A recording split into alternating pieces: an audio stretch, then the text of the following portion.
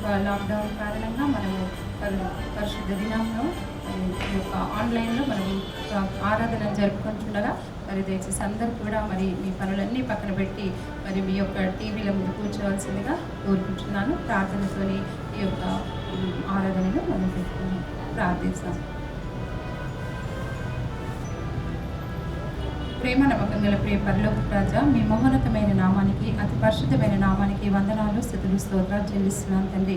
ప్రభా, నిజమైన దేవుడు, గొప్ప దేవుడు, రక్షకుడు, రాజులకు రాజు, ప్రభులకు ప్రభుడు, దేవాది దేవుడు అయినందుకు వందనాలు తెలియజేస్తున్నాను తండ్రి. ప్రభా, గత పరిశుద్ధ దినం నుంచి నాయన ఈ పరిశుద్ధ దినం వరకు ప్రభా మీ యొక్క కృపలో మమ్మల్ని అందరినీ ప్రభా మీరు కాపాడినందుకు వందనాలయ్యా.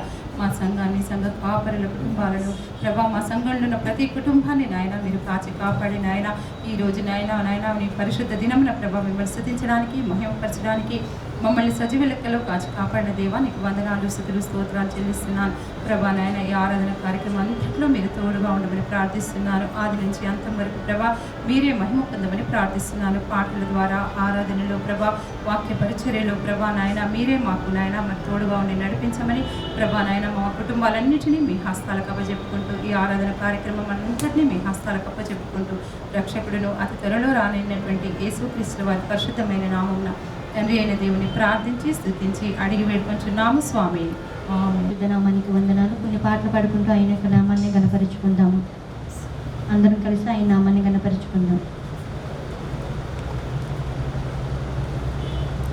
ఓ తల్లి కన్నను, ఓ తండ్రి కన్నను, ప్రేమించు దేవుడు, క్షమించు దేవుడు. ఓ తల్లి కన్నను, ఓ తండ్రి కన్నను, ప్రేమించు దేవుడు, క్షమించు దేవుడు.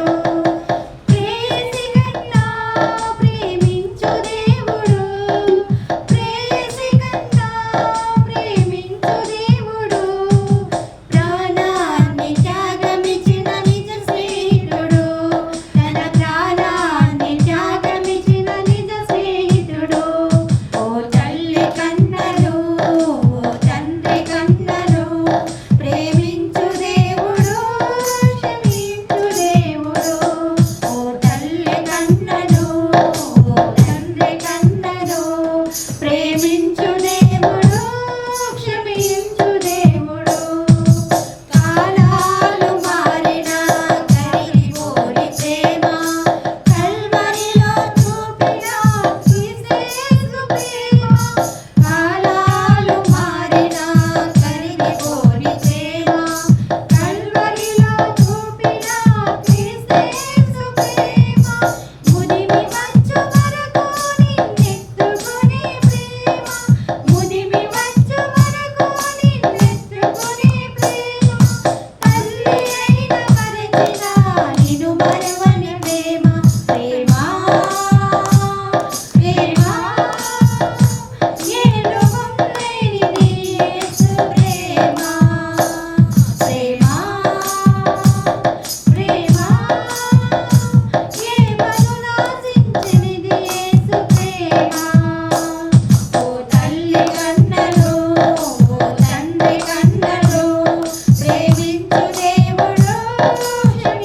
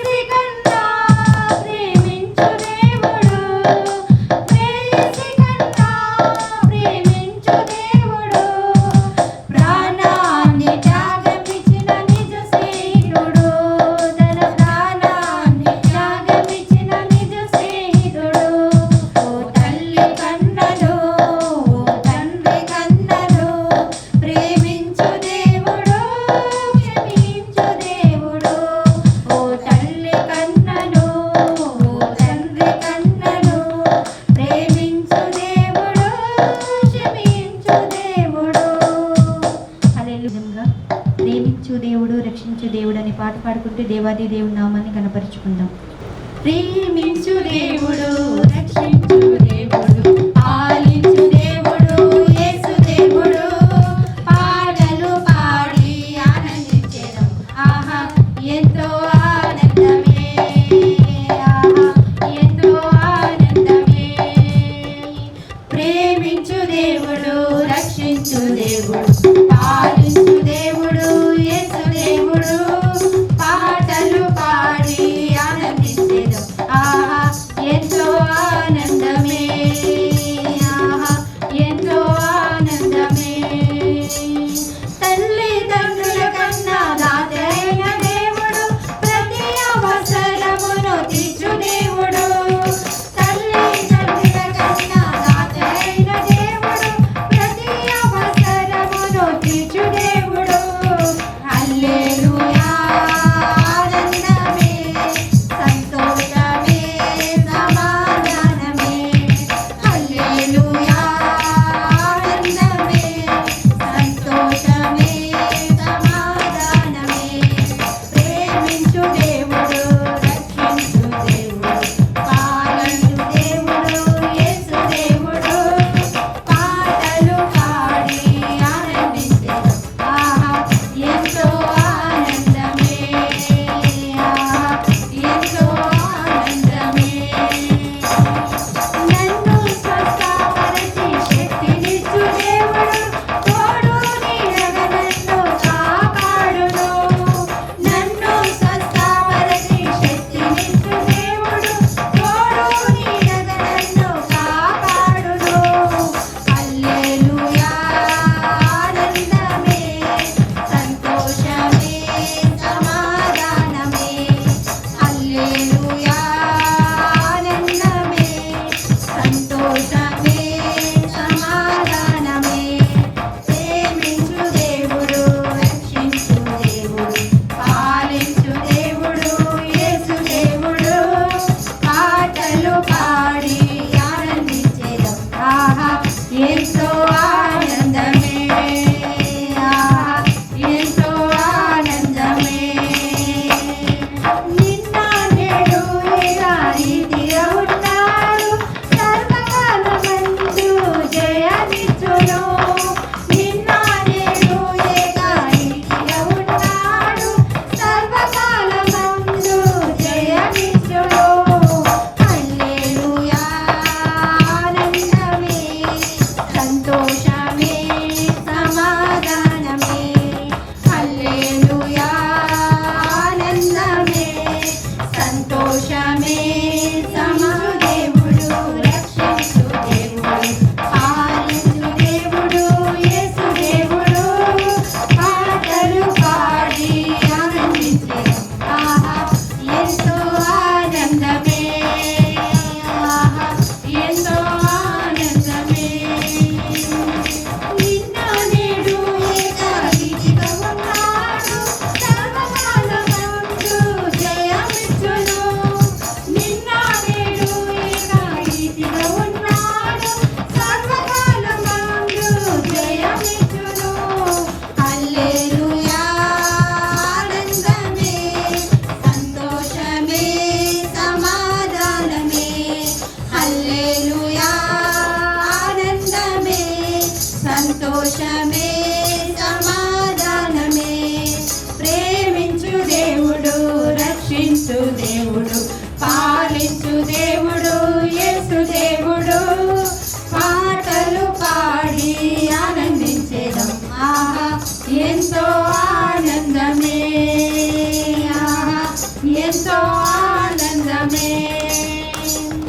వెళ్ళవేళ నన్ను నడిపించే దేవుడు, అంతము వరకు చేయి విడువాడు. ఎల్లవేళ నన్ను నడిపించే దేవుడు, అంతము వరకు చేయి విడువాడు. హల్లెలూయా ఆనందమే, సంతోషమే, సమాధానమే.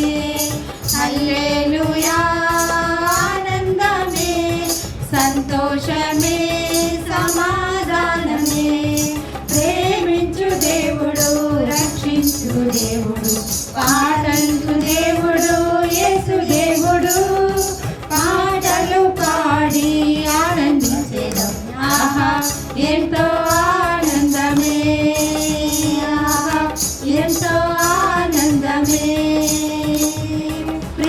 క్షమించు దేవుడు, రక్షించు దేవుడు, పాలించు దేవుడు, యేసు దేవుడు. పాటలు పాడి ఆనందించేదం, ఆహా ఎంతో ఆనందమే, ఆహా ఎంతో ఆనందమే, ఆహా ఎంతో ఆనందమే. హల్లెలూయా. ఈ సమయం ఇచ్చిన సేవకులకి నా యొక్క వందనాలు చెల్లించుకుంటున్నాను. ప్రభు నామంలో మీకందరికీ వందనాలు. ఈ పరిశుద్ధ దినం కొరకే ఏర్పాటు చేయబడినటువంటి వాక్యము మరి మన సహోదరి అయినటువంటి దానమ్మ గారు వచ్చి చదవలసిందిగా కోరుచున్నాను. పరిశుద్ధ గ్రంథంలో నుండి మత్తయి సువార్త 18వ అధ్యాయము 21వ వచనం నుంచి 22వ వచనం వరకు చదివి వినిపించడం. దేవుని పరిశుద్ధ నామానికి మహిమ కలుగును గాక. కూడి వచ్చిన మీ అందరికీ నా వందనాలు. ఈ అవకాశం ఇచ్చిన దైవజనులకి నా వందనాలు చెల్లించుకుంటున్నాను. మత్తయి సువార్త 18వ అధ్యాయము 21, 22 వచనాలు చదువుకున్నాను. ఆ సమయమున పేతురు ఆయన ఎద్దకు వచ్చి, ప్రభువా, నా సహోదరుడు నా ఎడల తప్పిదము చేసిన ఎడల నేనెన్ని మారులు అతన్ని క్షమింపవలెను? 7 మార్లు మట్టుక అని అడిగాను. అందుకు యేసు అతనితో ఇట్లనెను, 7 మార్లు మట్టుకే కాదు, 70 మార్లు మట్టుకని నీతో చెప్పుచున్నాను. దేవుడి వాక్యాన్ని రెండవ వాక్య పఠనముగా బైబిల్ గ్రంథం నుంచి లూకా రాసిన సువార్త 6వ అధ్యాయము 27వ వచనం నుండి 29వ వచనం వరకు చదువుకుందాం. లూకా సువార్త 6వ అధ్యాయము 27వ వచనం నుండి 29వ వచనం వరకు. వినుచున్న మీతో నేను చెప్పునదేమనగా, మీ శత్రువులను ప్రేమించుడి, మిమ్మును ద్వేషించు వారికి మేలు చేయుడి, మిమ్మును శపించు వారిని దీవించుడి, మిమ్మును బాధించు వారి కొరకు ప్రార్థన చేయుడి. నిన్ను ఒక చెంప మీద కొట్టువాని వైపునకు 2వ చెంప కూడా త్రిప్పుము. నీ పైబట్ట ఎత్తుకొని పోవు వారిని నీ అంగిని కూడా ఎత్తుకొని పోకుండా అడ్డగింపకుము. దేవుని పరిశుద్ధ నామానికి వందనాలు చెల్లించుకున్నాను. ఈ సమయం ఇచ్చిన సేవకులకి నా యొక్క వందనాలు చెల్లించుకుంటున్నాను. మత్తయి సువార్త 18వ అధ్యాయం 35వ వచనం చదువుకున్నాను. మీలో ప్రతివాడును తన సహోదరుని హృదయపూర్వకముగా క్షమించిన ఎడల నా పరలోకపు తండ్రి ఆ ప్రకారమే మీ ఎడల చేయునని. దేవుడి వాక్య భాగాన్ని దీవించుగాక. బేర్షబా ఏజీ చర్చ్ ఉప్పల్ సంఘ కాపరి అయినటువంటి వ్యవస్థాపకులైనటువంటి రెవరెండ్ జీకే బాబు గారు వచ్చి మనకు ఆత్మీయ ఆహారాన్ని అందించబోతుండగా మనమందరం కూడా మరి ఆత్మీయ రీతిలో సన్నద్ధులమై వాక్యాన్ని స్వీకరించవలసిందిగా కోరుతున్నాను. మరి అంకుల్ గారిని వేదిక పైనకి ఆహ్వానిస్తున్నాను. చప్పట్లతో ఆహ్వానిస్తాను. దేవుని పరిశుద్ధ నామానికి మహిమ కలుగును గాక. ఈ పరిశుద్ధ దినం బేర్షబా అసెంబ్లీ సంఘ విశ్వాసులందరికీ 3 ఆరాధనలకు వచ్చి ప్రియులందరికీ మన రక్షకుడు ప్రభువైన యేసుక్రీస్తు నామములో ప్రత్యేకమైన ఆహ్వానాన్ని తెలియజేస్తున్నాం. దేవుడు మిమ్మల్ని, మీ కుటుంబాన్ని అత్యధికంగా దీవించును గాక. ఈ దినం వర్తమానం అందిస్తానికి దేవుడు నాకు ఇచ్చిన అవకాశాన్ని బట్టి మీ అందరి పక్షంగా దేవునికి కృతజ్ఞతాస్తుతులు చెల్లిస్తున్నాను. సంతోషంగా ఉన్నట్లయితే అందరూ కూడా చేతులు పైకెత్తి ఒకసారి స్తోత్రాలు చెల్లిద్దామా? మరొకసారి ఇంకా గట్టిగా. దేవుడు 60 దినాలు మనల్ని కాచి కాపాడి సంరక్షించి ఆరోగ్యాన్ని ఆయుష్ ఇచ్చి మనల్ని పోషించి తన రెక్కల చాట భద్రపరుచుకున్నందుకు మనం అందరం కూడా దేవునికి ఎల్లప్పుడూ కూడా కృతజ్ఞతాస్తుతులు చెల్లించవలసిన వారు మైంటున్నాం. ప్రియమైన దేవుని సంగమా, మరొకసారి మనం శరీర ఆహారంతో పాటు ఆత్మీయ ఆహారం కూడా భుజించడానికి దేవుడిచ్చిన అవకాశాన్ని బట్టి నేను దేవుణ్ణి స్తుతిస్తున్నా. పాటల ద్వారా దేవుణ్ణి స్తుతించే భాగ్యాన్ని ఇచ్చాడు. దేవుని యొక్క వాక్యాన్ని కూడా మనం చదువుకున్నాం. ఈ సమయంలో ప్రియమైన వారులారా, ఒక ప్రత్యేకమైన అంశాన్ని నేను మీ ముందు అందించాలని ఆశపడుతున్నా. పరిశుద్ధ గ్రంథంలో చాలా మంచి విషయాలు ఉన్నాయి. యేసుక్రీస్తు ప్రభువారు జీవించి ఉన్న దినాల్లో ఒక అద్భుతమైన సంఘటన జరిగింది. ఏంటి ఆ సంఘటన అంటే, యేసు ప్రభు దగ్గరికి తన శిష్యుడైన అపోస్తుడైన పేతురు వచ్చి 2 ప్రశ్నలు వేస్తాడు. అయ్యా, నా సహోదరుడు నా పక్షంగా తప్పు చేసిన నేను ఎన్నిసార్లు క్షమించాలి? 7 సార్లు క్షమిస్తే చాలా అనే 2 ప్రశ్నలు ప్రభు వేస్తాను. మొట్టమొదటి ప్రశ్న, నా పొరుగువాడు, నా సహోదరుడు నా పక్షంగా తప్పు చేస్తే నేను ఎన్నిసార్లు క్షమించాలి? 7 సార్లు క్షమిస్తే చాలా అని అడుగుతాడు. యేసుక్రీస్తు ప్రభువారు వెంటనే జవాబిస్తాడు, పేతురు 7 సార్లు చాలదు, నీ పొరుగువాడు తప్పు చేసినప్పుడు నీవు 77 సార్లు క్షమించవలసి ఉన్నది అని ప్రభు శ్రమిస్తాడు. ఎన్నిసార్లు అండి? 77 సార్లు. ప్రియమైన స్నేహితులారా, పేతురు ఆ మాటకి స్టన్ అయిపోయాడు, షాక్ అయ్యాడు. 7 సార్లు అంటే అది గ్రేట్ అనుకున్నాడు. యేసు ప్రభువు ఓకే అంటాడు అనుకున్నాడు. కానీ పేతురు యేసు ప్రభువు చెప్పిన మాటకి కొంచెం కంగు తిన్నాడు. ప్రభు చెప్పిన మాట, పేతురు నువ్వు చెప్పింది కరెక్టే, కానీ నీ కొరకైతే 7 సార్లు కరెక్టే, దేవుని దృష్టిలో క్షమాపణ 77 సార్లు నువ్వు క్షమించవలసిన వ్యక్తిపైన కనుక నువ్వు 77 సార్లు క్షమించు, నీ సహోదరుడు నీ పక్షంగా. ప్రియమైన స్నేహితులారా, మన జీవితంలో క్షమాపణ చాలా అవసరం.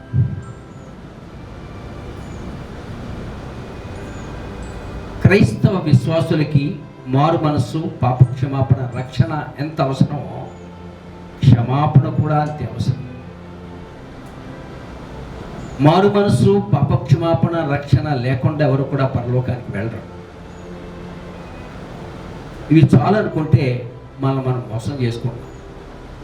వాటితో పాటు యేసు ప్రభువు వారు చెప్పిన క్షమాపణ కూడా మనకు అవసరం. క్షమాపణ కలిగి క్షమించగలిగిన వారు అయితేనే మన పరలోక రాజ్యంలో ఉంటాం. దయచేసి గమనించండి. అందుకని యేసు ప్రభువు వారు పేతురుతో అన్నాడు, నీ జీవిత దినాల్లో 77 సార్లు నీ పొరుగువాడు నీ పక్షంగా ఏదైనా తప్పు చేస్తే క్షమించు అని ప్రభు చెప్పాడు. పేతురికే కాదు, యేసు ప్రభువు వారి దినం ఈ వర్తమానం వింటున్న ప్రియమైన వాళ్ళరా మనందరితో కూడా చెప్తున్నాడు, 77 సార్లు క్షమించండి, 77 సార్లు క్షమించండి. అది దేవుని దృష్టిలో నిజమైన క్షమాపణ. అంతేకాదు, యేసు ప్రభువు వారు పరలోకపు ప్రార్థన తన శిష్యులకు నేర్పించినప్పుడు ఈ అంశాన్ని కూడా ప్రార్థనలో ఉంచాడు. మా అపరాధములను మేము క్షమించిన ఎడల మా అపరాధములను క్షమించు. ప్రియమైన దేవుని సంగమా, దయచేసి గమనించండి. మా రుణస్థులను మేము క్షమించిన ఎడల మా రుణములను క్షమించు. నీవు ప్రార్థనలో దేవుణ్ణి అడిగేటప్పుడు మనవులు మొట్టమొదటిగా నువ్వు చేయవలసింది, నీ పొరుగు వాడి రుణాలు అంటే అపరాధాలంటే తప్పులు క్షమించిన తర్వాతే నీ తప్పును క్షమించమని దేవుణ్ణి అడగాలి అని ప్రభు పరలోకపు ప్రార్థనలో నేర్పించాడు. పరలోకమందున్న మా తండ్రి అని ప్రారంభించి ఈ మాట ఆయన జోడించాడు. ఈ మధ్య ఒక విచారకరమైన విషయం ఏంటంటే, రోములో ఉన్న పోపు గారు పరలోకపు ప్రార్థనలో కొన్ని అంశాలు తీసేయాలి అని వ్యాఖ్యానం చేశాడు. అది చాలా తప్పు. పరిశుద్ధ గ్రంథంలో ఒక పుల్లైనా ఒక మాట అయినా తీసివేయకూడదు. యేసు ప్రభు వారు నేర్పిన పరలోకపు ప్రార్థన అద్భుతమైన ప్రార్థన కనుక ఆయన క్షమాపణకి పరలోకపు ప్రార్థనలో ప్రాధాన్యం ఇచ్చాడు. ప్రియమైన స్నేహితులారా, కనుక ప్రార్థన లేని దినాల్లో, ప్రార్థన రాని దినాల్లో తన శిష్యులకి యేసు ప్రభువారు పరలోకపు ప్రార్థన నేర్పిస్తూ ఈ అంశాన్ని, క్షమాపణ గురించిన అంశాన్ని బోధించారు. మనం కూడా పరలోకపు ప్రార్థనతో పాటు వ్యక్తిగత జీవితంలో కూడా మనం ప్రభుని క్షమించమని అడగాలి. అయ్యా నా తప్పులు క్షమించమని అడగాలి. అలాగే నీ పొరుగువారు నీ పక్షంగా ఏదైనా నిన్ను గాయపరిచినా, తిట్టినా, కొట్టినా నువ్వు వారిని క్షమించగలిగిన వారు అయి ఉండాలి. దయచేసి గమనించండి. ఈ దినం అందుకే ఈ అంశాన్ని నేను ప్రభు పేట మీకు అందిస్తూ ఉన్నాను. యేసు ప్రభువారి సందర్భంలో పేతురికి ఒక ఉపమానం చెబుతారు. అదేం ఉపమానం అంటే, పరలోక రాజ్యం ఎలా ఉంటుందో, పరలోక రాజ్యంలో చేరాలంటే ఏం చేయాలో అనే విషయాన్ని యేసు ప్రభువారు పేతురితో పంచుకుంటారు. ఒక రాజుగారు ఉన్నాడు. ఆ రాజుగారు దేశాంతరం వెళ్ళి వచ్చి తను ఎవరికైతే అప్పిచ్చాడో ఆ అప్పిచ్చిన వారిని పిలిపించి అప్పు వసూలు చేయడం కొరకు వారిని పిలిపించాడు. మొట్టమొదటి ఒక వ్యక్తి వస్తాడు. ఏమయ్యా, నీకు నేను 10,000 తలాంతులు నీకు ఇచ్చాను, చాలా కాలమైంది, మరి నా అప్పు నాకు తీరుస్తావని అన్నప్పుడు ఆ వ్యక్తి ఏమన్నా అంటే, అయ్యా నేను తీర్చలేను, నా దగ్గర డబ్బు లేదు, నేను ఇవ్వలేను అని అంటాడు. అట్లయితే నీ భార్యను నీ పిల్లల్ని తీసుకురా, వారిని అమ్మేసి నేను అప్పు చెల్లగొట్టుకుంటాను, తీర్చుకుంటాను అని చెప్పాను. ఎంత కష్టమో చూడండి, ఎంత బాధో చూడండి. తన భార్యని పిల్లల్ని ఇచ్చేయమంటాడు, తీసుకొస్తే నేను అమ్మి నా అప్పు నేను తీర్చుకుంటాను అని అన్నాడు. ప్రియమైన స్నేహితులారా, ఏం చేయాలి? ఇతను డబ్బులు లేవు, భార్య పిల్లల్ని ఇస్తే తను ఏం కావాలి? అప్పుడు పరిశుద్ధ గ్రంథంలో ఆ వ్యక్తి, ఆ సహోదరుడు, ఆ దాసుడు సాగిలపడి అనే మాట పరిశుద్ధ గ్రంథంలో రావడం. ఆ యొక్క అప్పిచ్చిన యజమానుడి దగ్గర సాగిలపడి, అయ్యా నన్ను క్షమించు, నన్ను క్షమించు, నన్ను క్షమించు, నేను ఇవ్వలేను, ఇంకా కొంత సమయం నాకు ఇవ్వు అని చెప్పేసి ఆ యజమానుడు ఆ దగ్గర ఆ యొక్క దాసుడు మొరపెట్టుకున్నాడు. ప్రియమైన స్నేహితులారా, నేను మీకు మనవి చేస్తున్నాను, క్రైస్తవ విశ్వాసులు, దేవుని బిడ్డలు అప్పు చేయకూడదు. మనం పాత జీవితంలో రక్షణ లేని దినాల్లో అప్పులు చేసి ఉండొచ్చాము. కానీ రక్షించబడిన తర్వాత నువ్వెప్పుడు కూడా నీ అవస్థ నిమిత్తం అప్పు కొరకు అప్పిచ్చే వారి దగ్గరికి వెళ్ళదు. నువ్వు అడగవలసింది పరలోకపు తండ్రి. అడుగుడి మీకు ఇవ్వబడు, తట్టుడి మీకు తీయబడు, వెదకుడి మీకు దొరకడు అని దేవుని యొక్క వాక్యంలో వాగ్దానం. కనుక దేవుడు ఇచ్చే వరకు కూడా నీవు అడగటం అంటే ప్రార్థన చేయటం.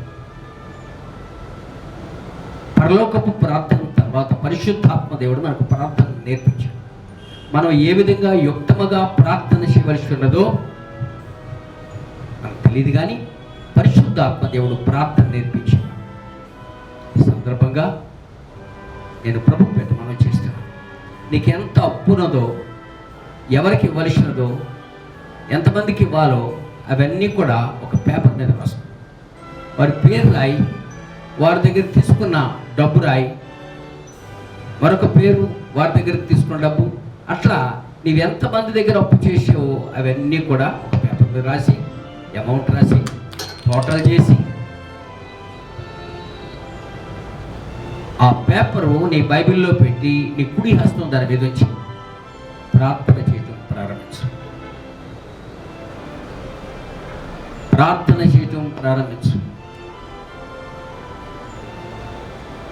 నీకు ఇచ్చే వరకు కూడా, పొందే వరకు కూడా, అప్పు తీరే వరకు కూడా దేవుని సన్నిధిలో సాగిలపడి మొరపెట్టు. సిగ్గుపడవద్దు, భయపడవద్దు, అనుమానపడవద్దు, అవిశ్వాసంతో కాదు, విశ్వాసంతో ప్రార్థించు. మన దేవుడు గొప్ప దేవుడు, మన దేవుడు నమ్మదగిన దేవుడు. ఆయన నిన్ను విడిచిపెట్టేవాడు కాదు. దేవుడు సహాయం చేస్తాడు.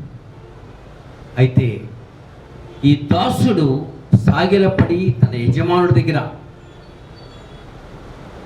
మొరపెట్టినప్పుడు, అడిగినప్పుడు ఆ యజమానుడు క్షమించాడు. సరే పోనీ వెళ్ళిపో అని చెప్పాడు. అయితే ప్రియమైన స్నేహితులారా, బయటకు వచ్చేసాడు. బయటకు వచ్చిన తర్వాత మరొక విచిత్రమైన సంఘటన జరిగింది. ఏంటది? ఈ అప్పు క్షమించబడిన సహోదరుడు బయటికి రాగానే అతని దగ్గర 100 దేనారములు అప్పు తీసుకున్న వ్యక్తి కనిపించాడు. 100 దేనారములు తీసుకున్న వ్యక్తి కనిపించాడు. ఈ వ్యక్తి, ఏమయ్యా, నువ్వు నా దగ్గర 100 దేనారాలు తీసుకున్నావు కదా, ఎప్పుడు ఇస్తావు అని చెప్పాడు. ఆయన అన్నాడు, అయ్యా ఇప్పుడు లేవు, నేను కష్టంలో ఉన్నాను, కరోనాలో ఉన్నాను, లాక్డౌన్లో ఉన్నాను, కనుక ఇప్పుడు ఇవ్వలేనయ్యా, నాకు కొంత సమయం.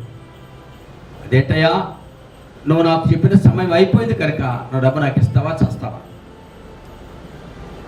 ఈ సంఘటనలు పేద మధ్యతరగతి కుటుంబాల్లో సాధారణంగా జరుగుతూ ఉంటాయి. క్రైస్తవులు అప్పు చేస్తే అప్పు ఇచ్చిన వారికి అప్పు తీసుకున్నవాడు దోచడైపోతాడు. వాడు ఏమన్నా మాట్లాడతాడు. ఇప్పుడు అదే జరిగింది. రాజుగారి దగ్గర అప్పు తీసుకుని 10,000 తలాంతులు క్షమించబడిన వ్యక్తి బయటకు వచ్చి 100 రూపాయలు అప్పు తీసుకున్న వ్యక్తిని చూచి అతన్ని దూషించి నానా మాట్లాడటమే కాదు, అతను గొంతు పట్టుకున్నాడని బైబిల్లో రావడం. అతను గొంతు పట్టుకున్న డబ్బు నాకు ఇచ్చేసాయి, నేను నిన్ను విడిచిపెట్ట అని చెప్పేసి ఆ వ్యక్తి అన్నాడు. పాపం 100 దేనారాలు తీసుకున్న వ్యక్తికి ఏం చేయాలో తోచలేదు. అయ్యా, ఇది నా దగ్గర లేదు, నువ్వేం చేసినా సరే. ఇంకా ఆ వ్యక్తి ఈ విషయం కొంతమంది ద్వారా ఆ రాజుగారికి తెలిసింది. 10,000 తలాంతులు క్షమించబడిన రాజు యజమానుడికి తెలిసింది. ఈ 100 ఆ వ్యక్తిని క్షమించబడిన వ్యక్తి పిలిపిస్తాడు. ఏమయ్యా, నీ అప్పంతా నేను క్షమించాను కదా, 100 రూపాయలు నీ దగ్గర తీసుకున్న వ్యక్తిని ఎందుకు క్షమించలేదు అని అడిగాడు. అడిగి వెంటనే ఆ వ్యక్తిని 100 రూపాయలు తీసుకున్న వ్యక్తిని, బాధ పెట్టిన వ్యక్తిని చెరసాలలో వేయించాడని పరిశుద్ధ గ్రంథంలో రాబడి. ప్రియమైన స్నేహితులారా, ఒకసారి ఆలోచించండి. అతను క్షమించబడింది 10,000.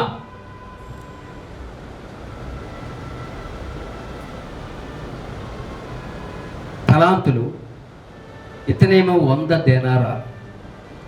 అది ఎంత పెద్దదో క్షమించబడ్డాడో, ఎంత చిన్నదానికి పట్టుబడ్డాడో, క్షమించలేకపోయాడో క్షమాపణ గురించి ప్రభు సెలవిచ్చిన మాట. మన జీవితంలో మూడు పాపాలు ఉన్నాయి.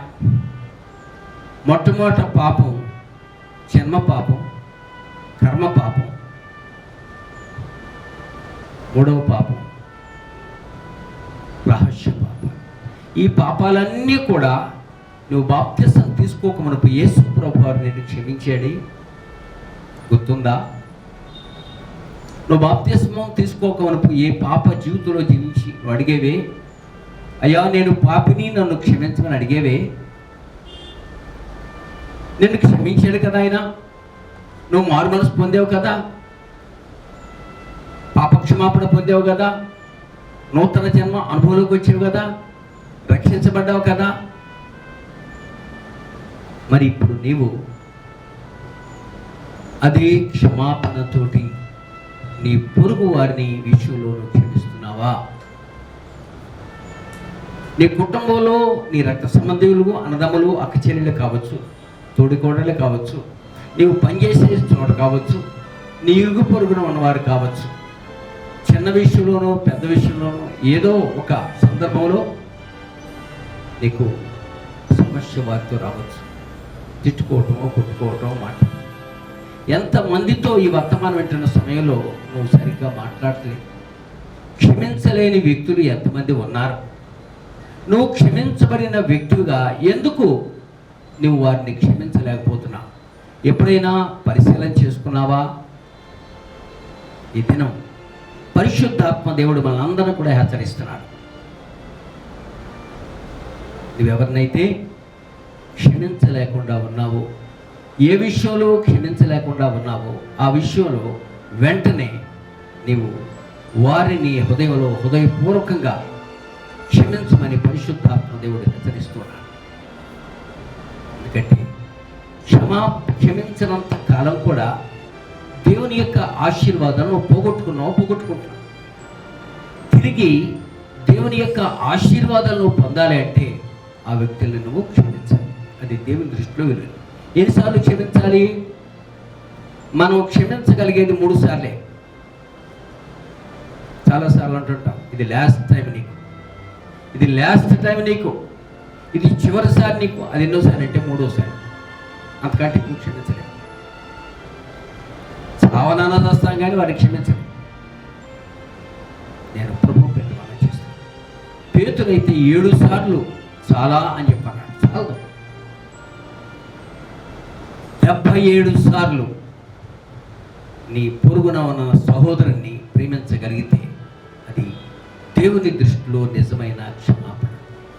ఒకసారి మనం పాత నిబంధనలో ఉన్న సహోదరుని జ్ఞాపకం చేసుకుందామా? ప్రియమైన దేవుని బిడ్డలారా, దేవుని సంగమా, యాకోబుకు 12 మంది సహోదరులు, చివరివాడు యోసేపు. యోసేపు మీద 11 మంది అన్నలు పగబట్టారు అని బైబిల్లో వ్రాయబడింది కదా. అందరూ ద్వేషించారు కదా, అందరూ కూడా చంపాలని చూశారు కదా, ప్రయత్నం చేశారు కదా. అయితే యోసేపు చంపబడలేదు, దేవుడు రక్షించాడు. ఐగుప్తు తీసుకువెళ్ళాడు. ఐగుప్తులో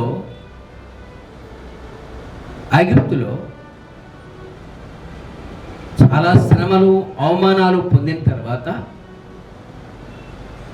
యోసేపు జీవితంలో తన హృదయంలో ఉన్న క్షమాపణని మర్చిపోలేదు, విడిచిపెట్టలేదు. పరిశుద్ధ గ్రంథంలో యోసేపును గురించి యెహోవా యోసేపుకు తోడై ఉండెను అనే మాట 3 సార్లు రాబడి. యెహోవా యోసేపుకు తోడై ఉండెను. క్షమాపణ కలిగిన వారి హృదయంలో యెహోవా వారికి తోడై ఉంటాడు. ప్రార్థన చేసేవారి జీవితంలో యెహోవా వారికి తోడై ఉంటాడు. మంచి మనస్సు కలిగిన వారి జీవితంలో యెహోవా వారికి తోడై ఉంటాడు. ఇక్కడ యెహోవా యోసేపుకు తోడైనాడు. యోసేపును చంపాలి అని ప్రయత్నం చేసిన సహోదరులు ఐగుప్తు దేశానికి వచ్చారు, కానాను దేశం నుంచి. ఆహారం దొరక్క ఆహారం కొరకు తండ్రి పంపించాడు. యోసేపును వారు గుర్తుపట్టలేదు, యోసేపు వారిని గుర్తుపట్టాడు. గుర్తుపట్టిన తర్వాత అంతఃపురంలో ఎందుకు వచ్చారు, ఎక్కడి నుంచి వచ్చారంటే మేము ఐగుప్తు దేశం నుంచి వచ్చారు. మీ డాడీ పేరు ఏంటంటే యాకోబు అని చెప్పారు. మీరు ఎందుకు వచ్చారంటే కరువు వచ్చింది, మాకు ఆహారం కావాలి అని డబ్బు తీసుకొచ్చాము. యోసేపు వారిని చెరసాలలో వేయించి 1 నెల దినాల వరకు కొట్టించవచ్చు, తనే కొట్టవచ్చు, తనే దూషించవచ్చు, తనే అవమానించవచ్చు, తనే ఉమ్మివేయవచ్చు. కానీ ఆ పని చేయలేదు, మనందరికీ తెలుసు. వారిని చూడగానే యోసేపుకు దుఃఖం వచ్చిందంట. అయ్యో నా అన్నయ్య. దాన్నే ప్రియమైన స్నేహితులారా రక్త సంబంధం అంటారు, ఆత్మీయత అంటారు, ప్రేమ అంటారు, కనికరం అంటారు.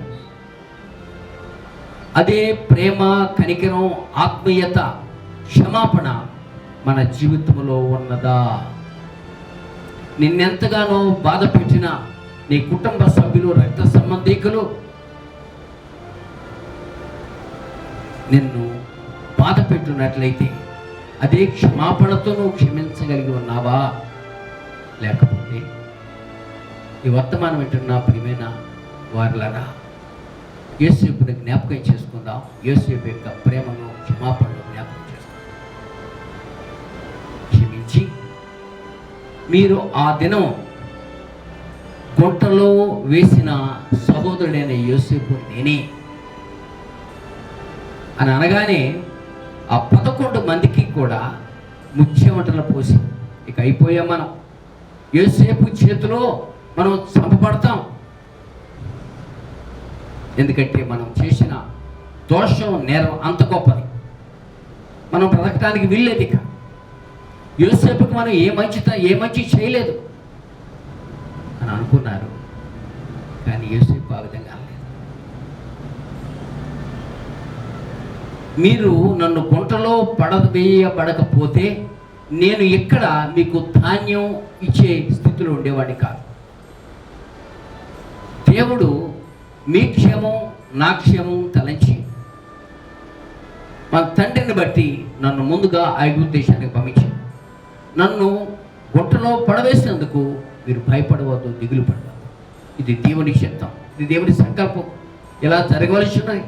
ఒక కీడు వెనకాల ఒక మేలు దేవుడు దాచి ఉంచాడు తన బిడ్డలకి అని సమర్థించి వారిని అందరూ కూడా క్షమించాడు. ప్రియమైన స్నేహితులారా, చాలాసార్లు ఈ వర్తమానం విన్నాం, మనం చాలాసార్లు ఈ వర్తమానాన్ని పంచుకున్నాను. నేను ఉదయకాల సమయంలో నీవు యోసేపు లాంటి మనస్తత్వాన్ని కలిగి నీవు క్షమించవలసిన వారిని క్షమిస్తే అది దేవునికి మహిమ, నీకు నీ కుటుంబానికి నీ భవిష్యత్తు ఆశీర్వాదకరం. ఈ సమయంలో మరొక అద్భుతమైన విషయం ఏంటంటే యేసుక్రీస్తు ప్రభువారు తన శిలువ మరణానికి ముందు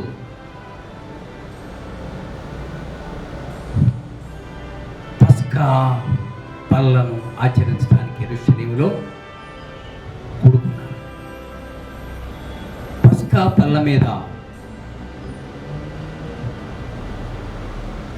రొట్టెలు ద్రాక్షారసం సిద్ధపరచబడి ఉన్నాయి.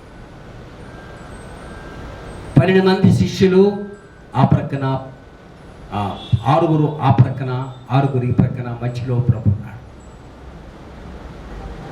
వారు కూర్చున్న తర్వాత పస్కా బల్ల సిద్ధపరచబడిన తర్వాత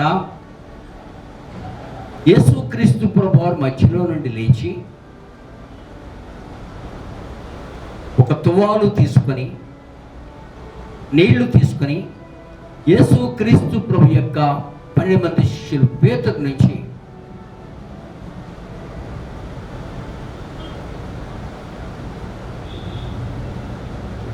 చివరి శిష్యుడు వరకు కూడా, యోధా ఇస్కరియోతు వరకు కూడా అందరి పాదములు కడుగుతూ వస్తున్నాడు యేసు. కడగటమే కాదు ప్రియమైన వారలారా, తన నడుముకు కట్టుకున్న తువాలతో తుడిచేడు అని బైబిల్లో రాబడి.